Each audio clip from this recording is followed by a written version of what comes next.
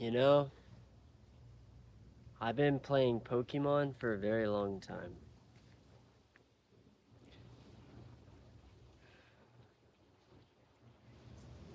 And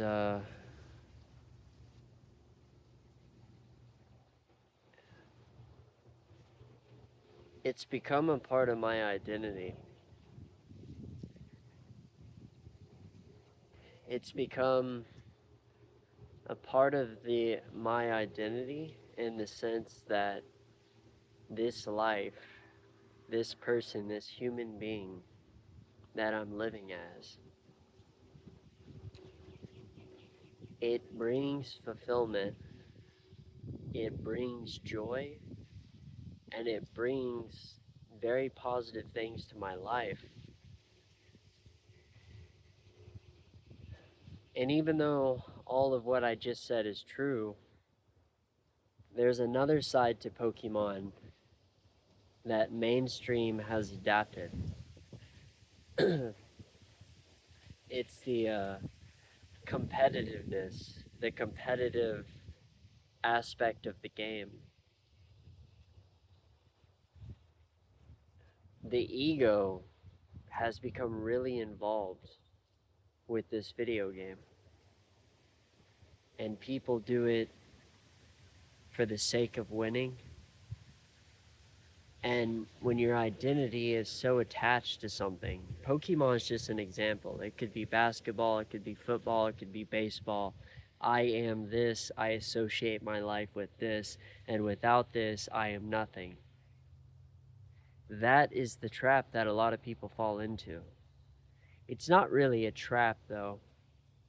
It's more of a lesson that life prescribes to us in the form of entertainment. But there comes a day where how many times do I have to win in order for it to be enough? And your identity starts to fracture. That identity, the foundation of that, starts to crumble. But it's because the foundation was very weak to begin with. That's not who we are, that's not what we are. What we are cannot be described in words. I call it awareness. Awareness meaning I am aware that I am existing as a human being right now. I am aware that I am alive in this moment. And we forget that. We get sucked into these things. Life pulls our attention, family pulls our attention, friends pull our attention, our desires, our wants pull our attention away from the now. And that's supposed to happen. I think that, when it comes down to it, and I think I've said it before, but life is about balance. Life is about balance of all of these things that we go through. We need time to dip inside the illusion of life, the game of life, whatever you want to call it, or just life itself. Having fun, fulfilling our roles, doing what we want to do. That's good stuff. I'm not saying don't do that, but I think there needs to be time to step out of all of that so we can regain clarity and balance in our lives. What we're doing with our lives, where we're going with our lives, all of these things.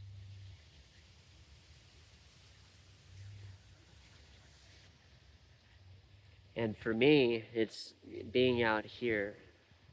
When I'm in my room, when I'm playing video games, it's real easy for my monkey mind to get sucked into it. I'm living in that reality. I'm not living in this reality in the now.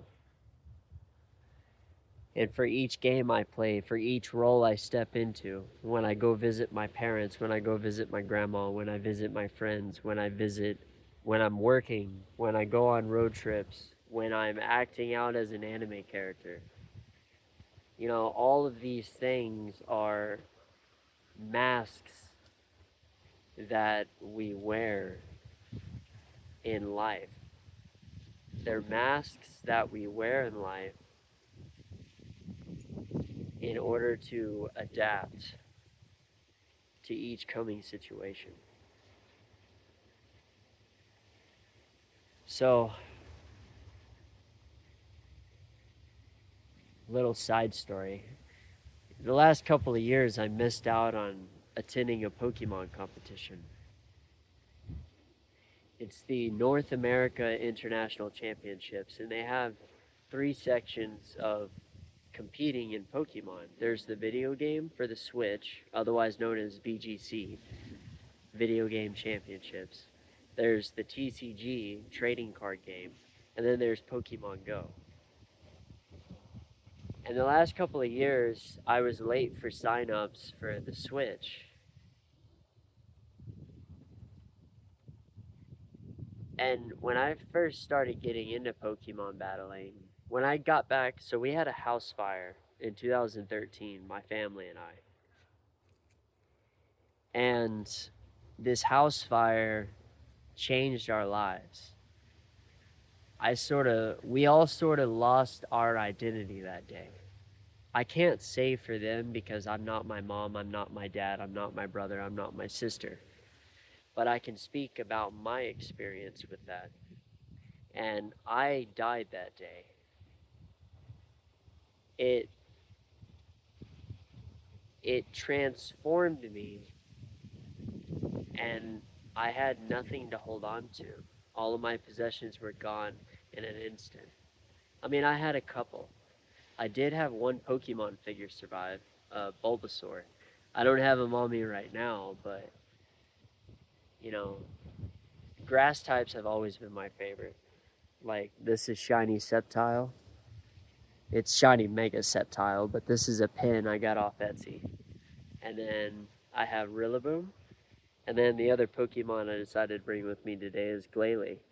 I almost got rid of this one, but I was like, you know what? I'm not ready to let go of this one. I like Glalie, you know? It's an ice type, and it knows water type moves, and I really like that. But green has always been a big favorite color of mine. I like blue too. Like, this color blue is my favorite. Or the color of Glalie's eyes. I love that color blue. But I also love green, and I love teal, like this pin. So, getting back on track with what I was saying, because I died that day and my identity was lost, I felt the need to fulfill a new identity for myself. Because my relationship with my family has always sort of been fragmented. And with friends, they always came and gone as I was growing up. And I wasn't really in a relationship, so I really had no person that I could rely on to fulfill my identity. So I grasped onto Pokemon and I became really attached. I got back into the video games. My brother gave me Pokemon Y. Megas were a new thing back then. And I got really into it. And then I found the competitive aspect. And this is when I was in my early 20s, so I was still really young and finding myself and not really knowing what I wanted out of this life. And I became super attached to Pokemon as my identity. And then getting into battling and the dopamine rush of winning the battles really propelled me into the battling scene. But I was always I was always very self-conscious about making YouTube videos. Am I good enough? When will I be good enough? And I would start battling, and then I would get too self-conscious about it and withdraw. Then I would come back into battling and withdraw. And fast forward, years later, and sorry, trying to, oops. I got my little string tangled. But that never really belonged to me. The whole about winning. I got lost in the competitive, egoic aspect of Pokemon as a video game that I forgot to enjoy it for what it was. I forgot to enjoy it as I did when I was a kid. Why do I carry these on me? Why do I carry my Pokemon with me? Well, it's very similar for the same reason a Christian carries a cross around their neck. Or somebody may carry a Bible with them everywhere they go. Or maybe they have a little pocket prayer. It's exactly for the same reason as that. It's exactly for the same reason people carry their phone on them. Maybe they get text messages or calls from their loved ones and friends, and it fulfills a sense of comfort. And in my life, family and friends aren't always there. I've come to recognize that. Everybody's got their own lives they're living. It's just how the world is. You know? It's just people move on. And when people move on, you're still here. And Pokemon for me helps keep me grounded. Pokemon helps me flow with life in a comfortable manner. Without it, I don't know how I'd be able to navigate this. Now, what I truly am, my awareness, the emptiness, the void. One thing I love about Pokemon, though, is that I can bring them with me everywhere I go. And it's not just about the figures. It's not just about the Pokemon on Pokemon Go. The little electronic, Pokemon. They're with me in my heart.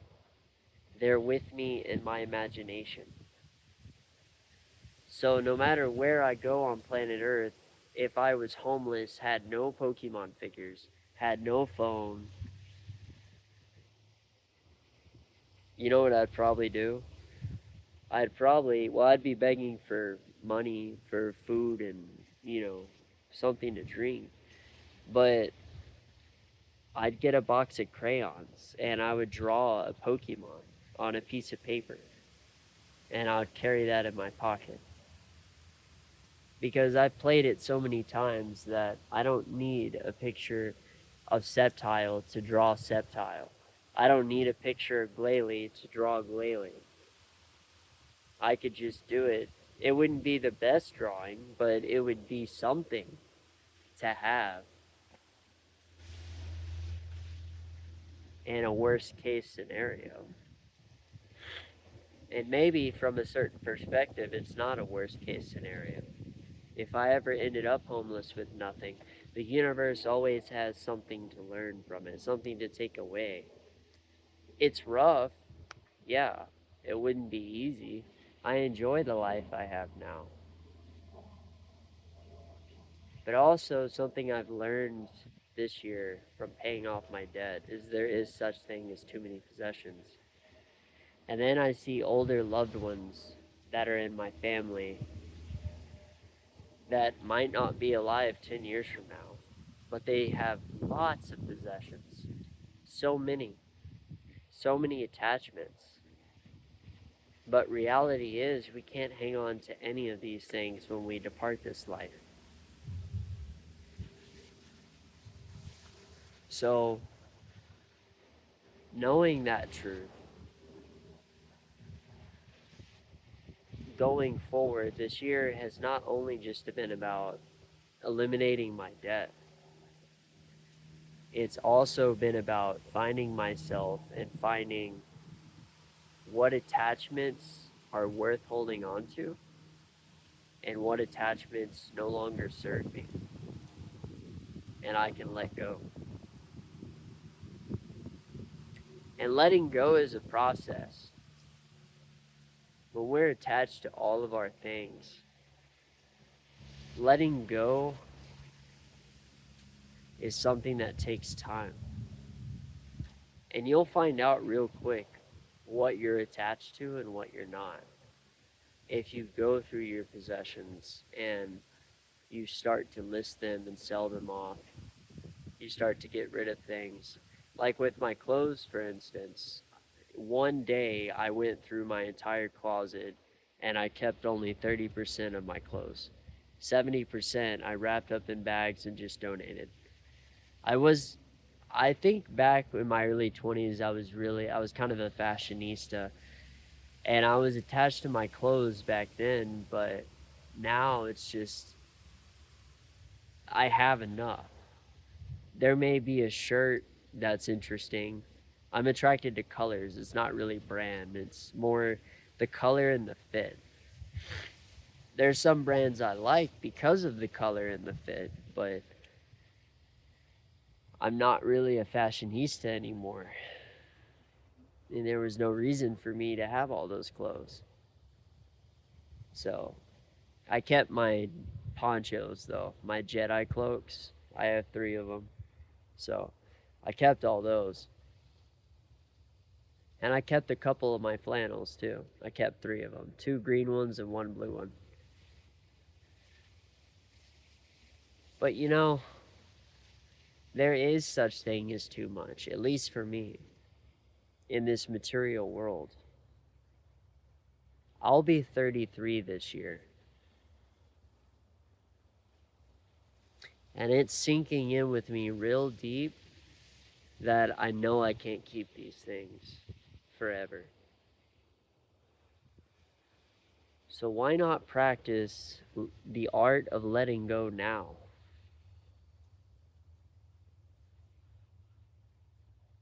Why not practice shedding some of our old attachments and some of the old habits that have been ingrained in us for a long time?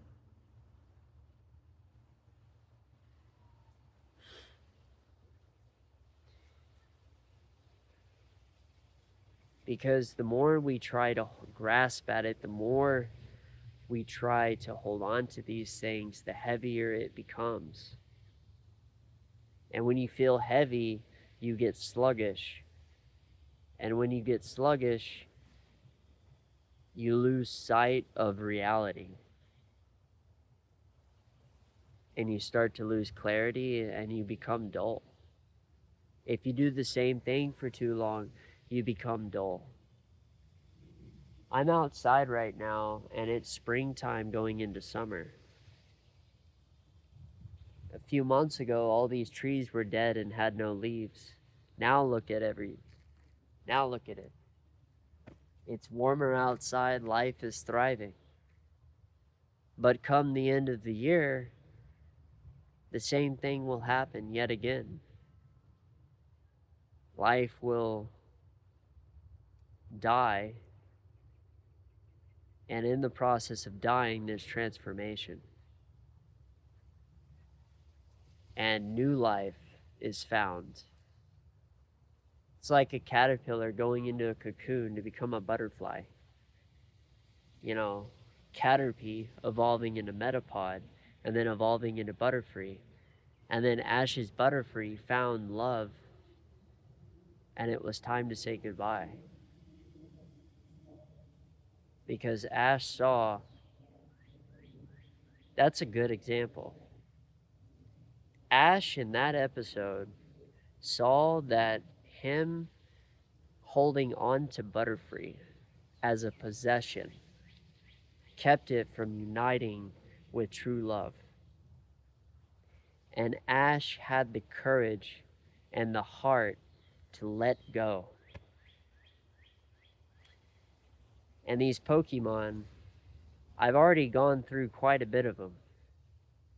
And there's ones that I'm holding on to, but I'm trying to hold on to as few as possible. And Rillaboom, he's a partner. As far at this moment in time, I can't say 5 years from now, but Rillaboom is with me for life.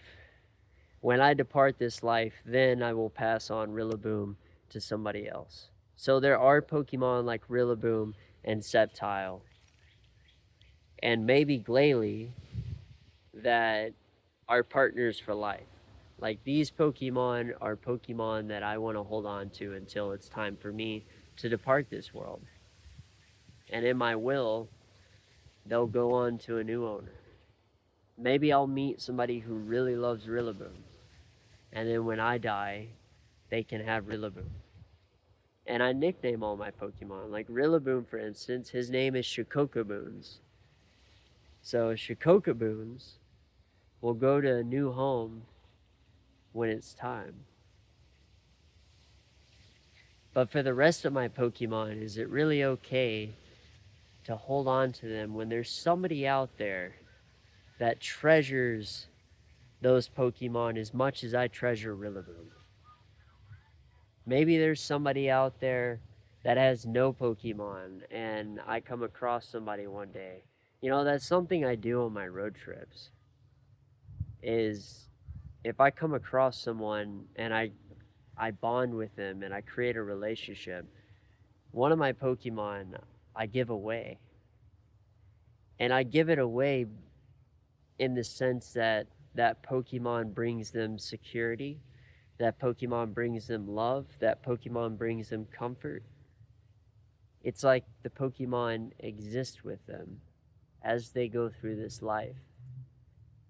And if they cultivate a bond like I have with my Pokemon, then maybe they can pass that on to someone else. And I think that's really all what it's about. It's not about having material possessions that are worth hundreds or thousands of dollars. It's not about that. It's about cultivating a bond of love and companionship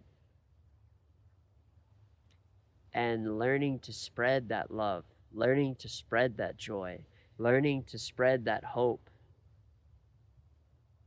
Because in the darkest of nights, the dimmest light shines bright.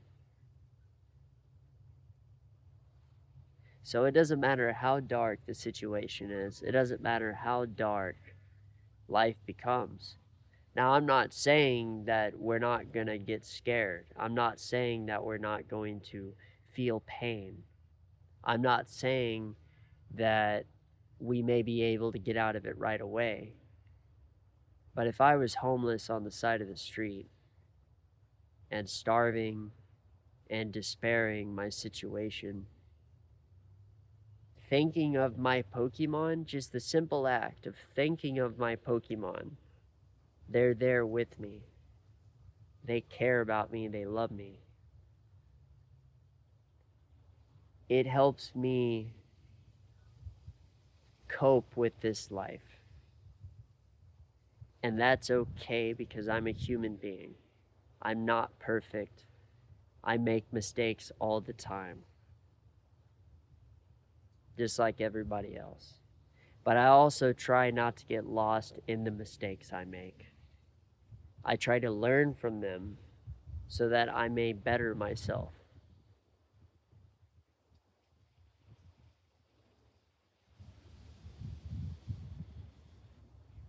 If you got something from this video, leave a like, comment below. I'm almost at 25 minutes, so I gotta go. Subscribe for more content. And yeah, I'm not sure what this video was about. It's been a while, but I love you guys, and I'm gonna try to post more often. All right, go outside today and find something in this life. Find a passion you enjoy. Find something to live for. Otherwise,